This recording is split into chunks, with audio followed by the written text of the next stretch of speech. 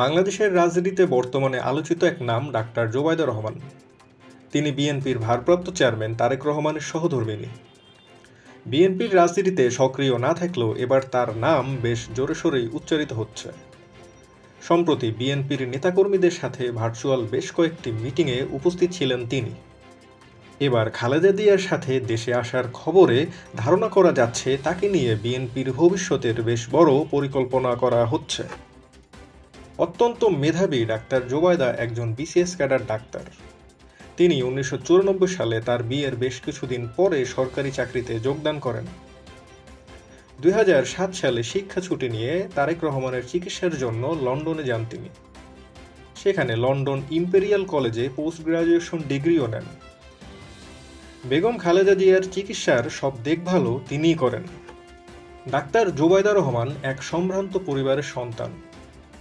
তার পিতা মাহবুব আলী খান ছিলেন বাংলাদেশের তৃতীয় নৌপ্রধান। মুক্তিযুদ্ধের সর্বাধিনায়ক এমএজি ওসমানী তার কাকা।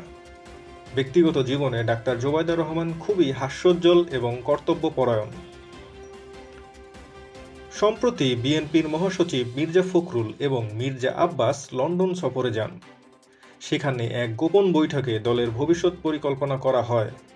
সেই আলোচনাতে উঠে আসে বেশ কিছু বিষয়। আর তাতেই হয়তো সিদ্ধান্ত হয় ডাক্তার জোবায়দা রহমানের দেশে আসার বিষয়টি। যদিও ২০০৫ সালে বিএনপির সদস্য হয়েছিলেন ডাক্তার জোবায়দা। যদিও এখনও তার দলের কোনো শীর্ষ পদ নেই, তবে তার বাচনভঙ্গি, মেধা, পারিবারিক লেগাসি, শাশুড়ির সান্নিধ্যে পাওয়া দীক্ষা এবং স্বামীর অনুপ্রেরণায় নেতৃত্ব পেলে বেশ সফলতার সাথেই দলের হাল ধরতে পারবেন তিনি। দলের হাইকমান্ডও বেশ উচ্ছ্বসিত। বিভিন্ন সূত্র থেকে জানা গেছে দেশে এসেই তিনি মাঠের রাজনীতিতে সক্রিয় হবেন।